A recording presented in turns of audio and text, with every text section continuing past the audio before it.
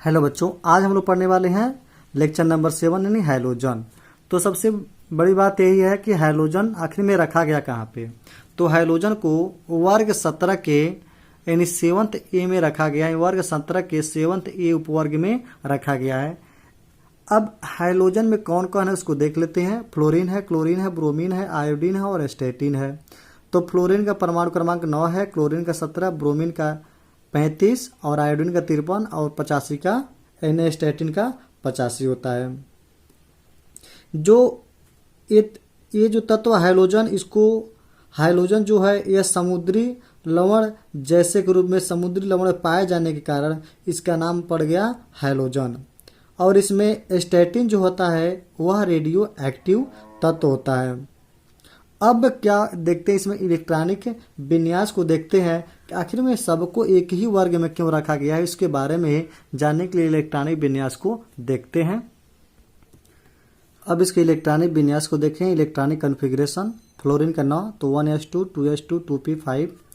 Chlorine का होता है 1s2 2s2 2p6 3s2 3p5 है। ब्रोमीन का है 1s2 2s2 2p6 3s2 3p6 3d10 4s2 4p5।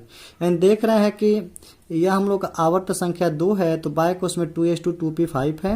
आवर्त संख्या 3rd है तो 3s2 3p5 है और 4 है तो 4s2 4p5 है। इसी तरह से इसमें जब चले जाएंगे 5वें आवर्त में तो लास्ट कोष में हम लोग का बनेगा 5s2 और 5p5 बनेगा और यह बचेगा 6s2 और 6p5 बनेगा। अब इसके में हम लोग देखते हैं कि बाह्य कोश की जो संरचना है एक समान 2s2 2p5 3s2 3p5 4s2 4p5 यानी s2 और p5 है। तो सिर्फ इतना ही अंतर है कि इसमें जब हम लोग का आवर्त संख्या बदल रही है तो हम लोग का ए भी हम लोग कोषें भी बदल रहे हैं। तो इसका बाह्य कोश की इलेक्ट्रॉनिक विज्ञान की जो संरचना है लगभग पूर्ण रूप से 100% एक ही जैसे हैं, इसीलिए इनको एक ही वर्ग में रखा गया है। तो इसमें देख रहे हैं 2s2 2p5 3s2 3p5 यानी कह सकते हैं कि कोषों की जो संरचना होती है वह n2 और np5 होती है। जो n है वह हम लोग का आवर्तों की संख्याएं होती हैं। अब इसमें देखेंगे संयोजकता। तो हैलोजन समूह में देखेंगे कि इसकी जो संयोजकता होती है वह 1 होती है, क्योंकि बाह्य कोश में देख रहे हैं 5 2 7 यानी 7 इलेक्ट्रॉन होने के कारण यह एक इलेक्ट्रॉन को गेंद ग्रहण कर सकता है। जब एक इलेक्ट्रॉन को जब ग्रहण करता है तो इसका संयोजकता होती है 1 हो जाती है।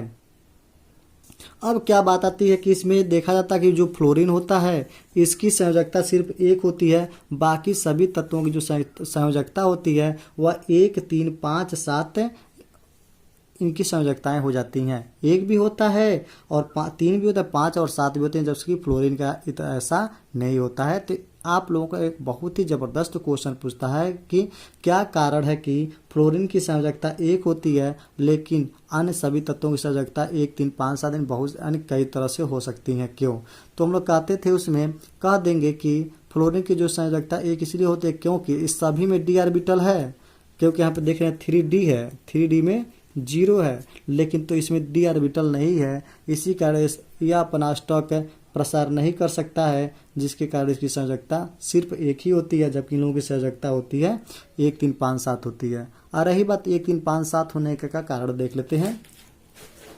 इसमें देखिएगा, अच्छी तरह समझने का प्रयास कीजिएगा कि फ्लोरीन में d ऑर्बिटल नहीं है तो इसमें एक्साइटेड स्टेट में इलेक्ट्रॉन नहीं जा सकते हैं, जबकि क्लोरीन में देख रहे हैं कि इसमें t ऑर्बिटल है। तो बाह्य कोश की इलेक्ट्रॉनिक विन्यास जब बनाएंगे तो बनेगा हम लोग का s का 1 ऑर्बिटल होता है और p का 3rd ऑर्बिटल।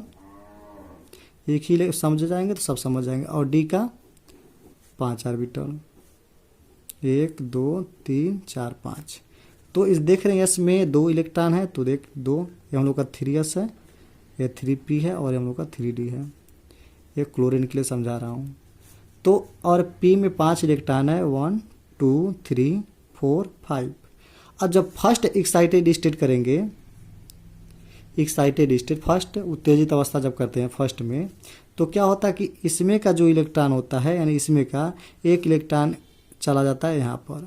जब 1 इलेक्ट्रॉन यहाँ पर जब चला जाएगा तो यस का 1 2 और यहाँ पर क्या हुआ है p में 3 है तो 2 इलेक्ट्रॉन तो यहाँ पर बच गया और 1 इलेक्ट्रॉन यहाँ और यह और यहाँ से इलेक्ट्रॉन चला जाता है यहाँ पर। तो चला गया। तो देख रहे हैं 1 2 3 इनकी संयोजकता हो जाती है, 3 लोगों के साथ संयोग कर सकता है। यहाँ पर था 1 लोगों के साथ। अब जब यह इलेक्ट्रॉन यहाँ पर चला जाएगा तो 1 2 3 4 5 लोगों के साथ संयोग करेगा। अब फिर से एक्साइटेड स्टेट जब कराएंगे तीसरी बार तो यह इलेक्ट्रॉन यहाँ पर जब चला जाता है तो 1 2 3 4 5 6 7 यानी सामान्य संयोजकता हो जाती है इसकी 7 हो जाती है। इसी कारण जो क्लोरीन फ्लोरीन या ब्रोमीन आयोडीन जो होते हैं 1 3 5 7 संयोजकता प्रदर्शित करते हैं, जबकि फ्लोरीन नहीं कर सकता है क्योंकि ये अपने एक्साइटेड स्टेट नहीं बना पाएगा। रीजन यह है कि इसमें डी ऑर्बिटल नहीं होते हैं।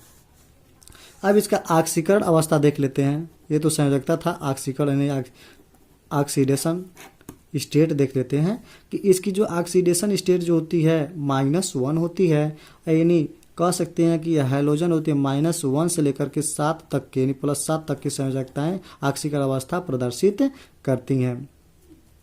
बाकी इसमें है परमाणु त्रिज्या या आयनिक त्रिज्या, आयनन एंथैल्पी या इलेक्ट्रॉन बंधुता, ये सब आपको पी ब्लॉक में सारी चीज़ों को बताए हैं। सेम टू सेम इसमें भी वही कंडीशन होता है, उसी चीज़ से आधारित ये भी पूरी कहानी है। तो आप लोग हमारा नाइट्रोजन परिवार में जा करके पहला वीडियो लेक्चर नंबर 1 देख लें तो सारी चीज़ें समझ में आ जाएगी।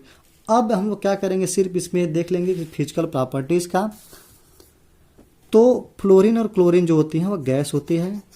ध्यान दीजिए, फिजिकल प्रॉपर्टी में लिख देंगे कि फ्लोरीन और क्लोरीन आ गया कि हैलोजन परिवार की स्थिति की विवेचना कीजिए, तो लिख देंगे कि या हैलोजन परिवार की स्थिति की विवेचना या वर्ग 17 के परिवार की विवेचना या क्लोरीन फ्लोरीन ब्रोमीन की स्थिति की विवेचना कीजिए, नाम देकर भी पूछ सकता है। तो ये तो हमारा सारी चीज़ें थी, यानी में इलेक्ट्रॉनिक विन्यास बना देंगे, विद्युत ऋणात्मकता, ऑक्सीकरण अवस्था, संयोजकता, तो इलेक्ट्रॉन बंधुता, इन सारी चीज़ें, परमाणु त्रिज्या, आयनिक त्रिज्या, आयनन विभव, सारी चीज़ें लिख देंगे स्थिति की विवेचना में। और इसके जब फिजिकल प्रॉपर्टी जब आएगी तो क्या लिखेंगे देख लीजिएगा। यहाँ पे फ्लोरीन और क्लोरीन जो होता है वह गैस होती हैं, यह गैस होता है। और जो हम लोग का ब्रोमीन होता है द्रव, और आयोडीन जो होता है हम लोग का ठोस होता है, और ये हम लोग का रेडियो एक्टिव तत्व होता है। जब देख रहे हैं कि फ्लोरीन क्लोरीन गैस है, द्रव है, ठोस है, तो कह सकते हैं इसकी ऊपर से नीचे जाने पर इसका गलनांक बढ़ते हैं और क्वथनांक भी बढ़ते हैं।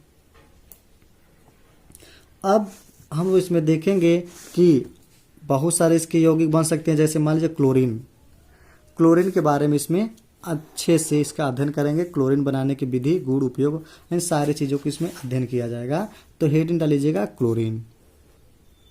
नेक्स्ट हम लोग का है क्लोरीन। अब क्लोरीन के बारे में ज़रा देख लेते हैं। इसका जो रंग होता है हरा पीला होता है, हरा पीला इसका रंग होता है। क्लोरीन का जो रंग पूछेगा तो बोल देना कि हरा पीला इसका रंग होता है। अब इसके इतिहास के बारे में ज़रा देख लेते हैं। सीलेक नामक एक वैज्ञानिक थे, उन्होंने 1774 ईस्वी में HCl और मैग्नीज डाइऑक्साइड को आपस में अभिक्रिया जब कराए थे, यानी गर्म जब किए थे आपस में मिला करके, तो बना था क्लोरीन। बट सीले भाई साहब जो थे, वैज्ञानिक जो थे, क्लोरीन नाम इन्होंने नहीं रखा। क्या हुआ, कुछ में जाने के बाद 1810 ईस्वी में एक वैज्ञानिक आए थे, नाम था उनका डेबी।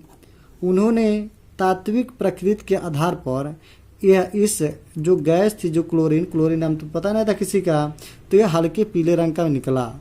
तो हल्के पीले रंग के निकलने के कारण इसका नाम रख दिया क्लोरीन। अब क्लोरीन क्यों नाम रखा, क्योंकि यह क्लोरीन जो होता है क्लोरस के नाम से बना है, क्लोरस से बना है क्लोरीन। रीजन यह है कि ग्रीक जो भाषा होती हैं, ग्रीक भाषा में क्लोरस का अर्थ होता है हरा पीला। तो क्लोरस के अर्थ जो होता है हरा पीला, क्योंकि हरा पीला था तो इसको नाम दिया क्लोरस, और क्लोरस के आधार पर बन गया हम लोग का क्लोरीन, इसलिए Cl2 का नाम पड़ गया क्लोरीन। अब जो है क्लोरीन बनाने की विधि देख लेते हैं कि जो सीले थे या हाइड्रोक्लोरिक अम्ल और मैग्नीज डाइऑक्साइड को जब आपस में गर्म किए थे तो बना था मैग्नीज क्लोराइड, क्लोरीन गैस बनी थी और हम लोग का जल बना था। समीकरण संतुलित कर देंगे, 4 कर देंगे, हो जाएगा। 4 यहाँ पर नहीं, यहाँ पर करेंगे, 4 कर देंगे, समीकरण संतुलित हो जाएगा। यहाँ से क्लोरीन बनाने की विधि पढ़ लिए। एक बहुत ही इंपॉर्टेंट और जबरदस्त हम लोग का है डेकान विधि के द्वारा। डेकान, ये तो हम लोग का पहला विधि था। दूसरा हम लोग का है डेकान विधि, उसको देख लेते हैं। Deacon method, DEACON method. Deacon विधि से क्लोरीन कैसे प्राप्त करेंगे, इसमें देख लेते हैं कि इसमें क्या करते हैं। ऑक्सीजन को हाइड्रोक्लोरिक अम्ल के साथ, जो हाइड्रोक्लोरिक अम्ल है उसके साथ अभिक्रिया कराते हैं। क्यूप्रिक CuCl2 क्यूप्रिक क्लोराइड को 723 केल्विन पर जब इसको हीट करते हैं तो बनता हम लोग का क्लोरीन गैस और हम लोग का जल बाहर हो जाता है। समीकरण संतुलित, यहाँ पर 4 कर दीजिए, यहाँ पे 2 कर दीजिए, ये अपने आप समीकरण संतुलित हो जाए, यहाँ पर भी 2 कर दीजिए। ये समीकरण यहाँ पर संतुलित हो जाता है। किसी अन्य विधि का यूज करना चाहते हैं तो और भी देख सकते हैं कि सोडियम क्लोराइड को जब जल के साथ अभिक्रिया कराते हैं और विद्युत अपघटन कराएंगे, इसका विद्युत अपघटन कराते हैं तो बनता है सोडियम हाइड्रोक्साइड और हाइड्रोजन गैस और क्लोरीन गैस प्राप्त होती है। अब विद्युत अपघटन विधि के माध्यम से आप लोग पढ़े भी हैं। क्लोरीन गैस 11 कक्षा 11 में पढ़े थे कि और कक्षा 10 में पढ़े थे। तो इसमें हम लोग देख लेते हैं कि सोडियम क्लोराइड को जब जल के साथ अपक्रिया कराए थे तो क्लोरीन गैस भी बनती थी, हाइड्रोजन गैस और सोडियम हाइड्रोक्साइड नीचे बैठ जाता था। समीकरण संतुलित नहीं है, 2 कर दीजिए यहाँ पे, यहाँ पर भी 2 कर देंगे और यहाँ पर भी 2 कर देंगे, समीकरण संतुलित हो जाएगा। अब इसका फिजिकल प्रॉपर्टी को जरा देख लेते हैं। इसका फिजिकल प्रॉपर्टी होगा, यह तीखी गंध वाली गैस है, पहला हो जाएगा तीखी गंधता इसका। दूसरा हम लोग का है कि इसका रंग जो होता है हरा पीला होता है, आप लोग जानते भी हैं, बताया भी गया है। यह जल में विलेय है। चौथा हम लोग का है वायु से 2.5 गुना भारी है। अब जरा इसका केमिकल प्रॉपर्टी को देख लेंगे अच्छी तरह से। इसका केमिकल प्रॉपर्टी क्या होगा, यदि मान लीजिए क्लोरीन गैस को हाइड्रोजन सल्फाइड के साथ यानी H2S के साथ अभिक्रिया करा दें तो बनता है 2HCl और सल्फर गैस प्राप्त होती है। ये हम लोग का समीकरण भी संतुलित है और हम लोग का हाइड्रोक्लोरिक अम्ल प्राप्त होता है और सल्फर हो जाता है। और फिर से देखा यदि क्लोरीन को बहुत ही इंपॉर्टेंट चीज़ें बताने जा रहा हूँ इस समय। क्लोरीन की विरंजक क्रिया काफ़ी इंपॉर्टेंट है। ये पहला हो जाएगा। दूसरा हो जाएगा विरंजकता। तो क्या होता है, क्लोरीन को जब जल के साथ अभिक्रिया कराते हैं तो बनता है हाइपोक्लोरस अम्ल HOCl यानी हाइपोक्लोरस अम्ल। लिख देते हैं इसका नाम, पहली बार आ रहा है इसका नाम हाइपोक्लोरस एसिड अम्ल और बन जाता है हाइड्रोक्लोरिक अम्ल, बाहर निकल जाता है। अब क्या कहते हैं, हाइपोक्लोरस अम्ल को जब इसको गर्म करते हैं तो बनता है हाइड्रोक्लोरिक अम्ल और नवजात ऑक्सीजन बनता है। यह नवजात ऑक्सीजन है।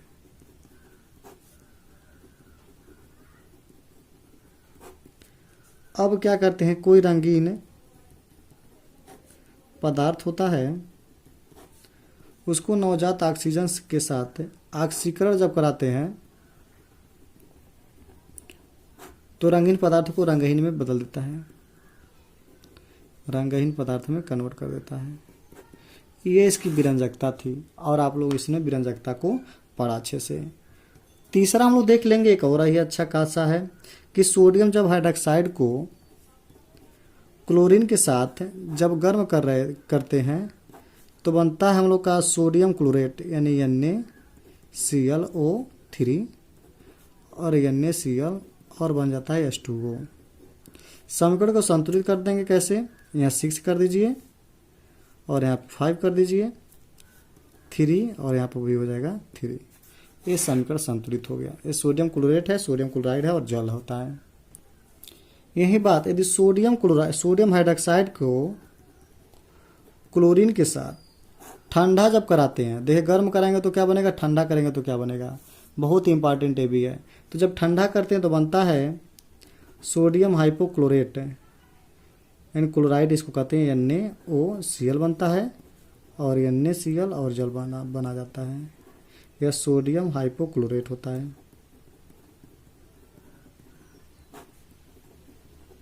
हाइपोक्लोरेट हो गया। अब इसका उपयोग पढ़ लेते हैं, जरा देख लेते हैं उपयोग। जो क्लोरीन होता है वह ऑक्सीकारक के रूप में काम आता है। ऑक्सीकारक में वाला हो गया। दूसरा लिख सकते हैं हम लोग, यह ब्लीचिंग पाउडर के निर्माण में आता है। ब्लीचिंग पाउडर के निर्माण में। तीसरा कह सकते हैं कि कपड़े, कागज आदि का रंग उड़ाने के लिए मशहूर है, यानी उड़ाने के काम आता है, ये भी कह सकते हैं। कीटनाशक के रूप में, चौथा है कीटनाशक के रूप में इसका उपयोग किया जाता है। पांचवा लिख सकते हैं पेयजल के रूप में किया जाता है, या कह सकते हैं छठा कि यह रोगाणुनाशक के रूप में उसका उपयोग किया जाता है। और यहाँ से हम लोग का क्लोरीन पूर्ण रूप से 100 रूप से समाप्त हो चुका। अब हम लोग आगे पढ़ेंगे हाइड्रोक्लोरिक अम्ल यानी HCl को पढ़ेंगे। HCl को हम लोग कहते हैं हाइड्रोजन क्लोराइड, या कह सकते हैं हाइड्रोक्लोरिक अम्ल। अब इसको HCl को प्रयोगशाला में कैसे बनाते हैं इसको देखते हैं। प्रयोगशाला विधि, लैबोरेटरी मेथड, प्रयोगशाला विधि कह सकते हैं इसको। तो प्रयोगशाला में क्या करते हैं, सोडियम क्लोराइड को सल्फ्यूरिक अम्ल के साथ H2SO4 के संग जब इसको गर्म करते हैं, 420 डिग्री सेल्सियस इसको हीट किया था केल्विन पे, तो बनता है सोडियम बाई सल्फेट और हाइड्रोक्लोरिक अम्ल प्राप्त हो जाता है। सोडियम यहाँ से एक H निकल जाता है HCl के रूप में, HCl और यहाँ से HCl के रूप में, और NaH बचा है HSO4 यानी सोडियम बाई सल्फेट प्राप्त हो जाता है। अब जब सोडियम बाई सल्फेट को NaCl के साथ जब 823 केल्विन पर जब हीट करते हैं तो बनता है सोडियम सल्फेट Na2SO4 और बन जाता है हाइड्रोक्लोरिक अम्ल। ये हम लोग का हाइड्रोक्लोरिक अम्ल बनाने की विधि है, यानी प्रयोगशाला विधि। अब ज़्यादा नहीं पढ़ करके इसमें डायरेक्ट देख लेंगे अब इसका फिजिकल प्रॉपर्टी।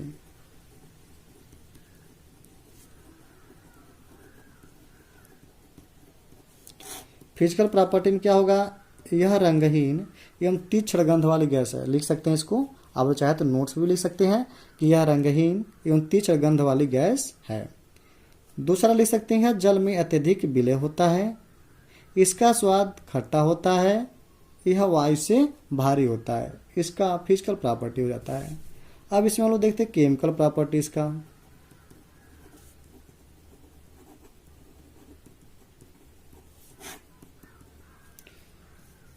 जब हाइड्रोक्लोरिक अम्ल को अमोनिया के साथ अभिक्रिया कराते हैं तो बनता है अमोनियम NH4Cl, अमोनियम क्लोराइड प्राप्त होता है।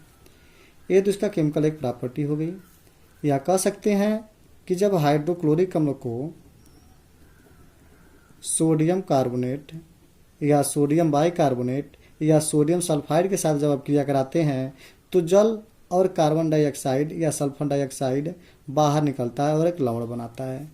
तो यहाँ से HCl को सोडियम कार्बोनेट के साथ अभिक्रिया कराएंगे तो इसमें से सबसे अधिक क्रियाशील है और इसमें से यह, तो NaCl के रूप में बाहर निकल जाते हैं और जल भी बाहर निकल आता है और CO2 बाहर निकलता है। खासियत होती है कि नाइट्रिक यदि हाइड्रोक्लोरिक अम्ल को किसी सोडियम कार्बन यानी कोई भी कार्बोनेट यानी धातु कार्बोनेट के साथ या बाइकार्बोनेट या सल्फाइड के साथ अभिक्रिया कराते हैं तो जल और कार्बन डाइऑक्साइड बाहर निकलता है या सल्फर डाइऑक्साइड बाहर निकलता है।